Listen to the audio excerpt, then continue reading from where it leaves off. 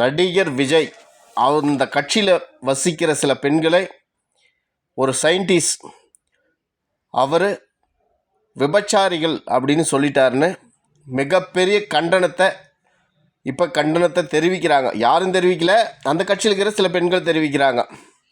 மனசாட்சுள்ள நீங்கள் சொல்லுங்கள், எங்கள் வீட்டுக்காரரை விட எனக்கு விஜயை தான் மாமாவை தான் பிடிக்கும் அப்படின்னு சொன்னால் உங்கள் வீட்டு ஆம்பளைங்க விளக்கு பிடிப்பீங்களா, விளக்க மாத்தால் அடிப்பீங்களா?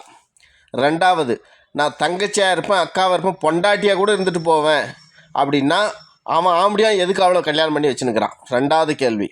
மூணாவது கேள்வி, நான் இப்போ தான் கன்சீவ் ஆகியிருக்கேன், 5 வருஷத்துக்கு 10 வருஷத்துக்கு அப்புறம் அதை கூட பொருள்படுத்தலை, நான் விஜயை நான் பார்க்க வந்துட்டேன், ஐசியூவில் என் பொண்ணை சேர்த்திட்டு அது செத்தாலையும் பரவாயில்ல விஜயை பார்க்க வந்துட்டேன், விஜய் நான் 10 வருஷமாக லவ் பண்ணுறேன், 15 வருஷமாக லவ் பண்ணுறேன், இது விஜய் அப்பாவுக்கிட்டே சொல்லியிருக்கேன் அப்படின்னு ஒரு கல்யாணம் ஆன பெண்கள் பொது வழியில் வந்து பேசுகிறாங்கன்னா இது என்ன ஒழுக்கு நிறைந்த பேச்சு? என்ன ஒழுக்கு நிறைந்த பேச்சு இது? விபச்சாரிங்கன்னு சொல்லிட்டாங்கோ அப்படின்னு கொதிக்கிறீங்களே. விஜய் ஒழுக்கமாக வாழ்ந்தவரா அப்படின்னா மிகப்பெரிய கேள்வி.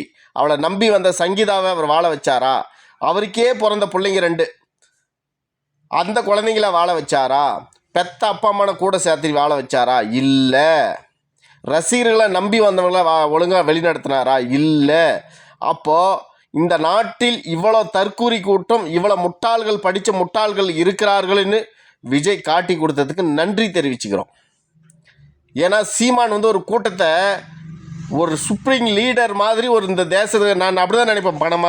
பனைமரத்தை நடுறது, மண், மக்கள், மலை, அடுத்த தலைமுறை எப்படி இருக்கணும், இந்த மாதிரி பேசிக்கிட்டு இருந்த ஒரு இளைஞர் கூட்டம் வரும்போது நான் என்ன நினச்சேன், ரொம்ப ஆரோக்கியமான இளைஞர்கள் இருக்கிறாங்க. இளைஞர்களை பார்க்கும் போதெல்லாம் நம்மளுக்கு அப்படி தான் இருப்பாங்க எல்லாருன்னு தோணுச்சு. விஜய் கட்சி ஆரம்பித்த பின்னாடி தான் முக்கால்வாசி பேர் மூளை இல்லாதவங்கிறான் அப்படின்னு தெரிஞ்சுது. அவர் வந்து பெண்களை விபச்சாரிகள் அப்படின்னு சொல்லிட்டாங்க அப்படின்னா அவர் எல்லா பெண்களையும் சொல்லலை.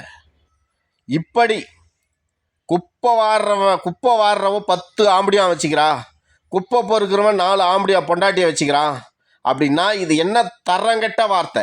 அந்த மாதிரி பெண்களை அவர் விபச்சாரிகள் என்று சொல்கிறார்.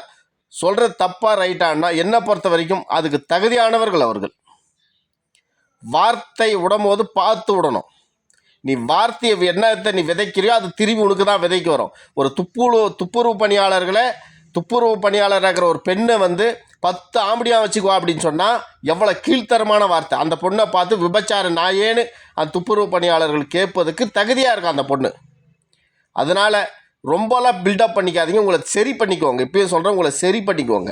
சரி பண்ணலாம் விமர்சனத்துக்கு ஆளாவீர்கள்.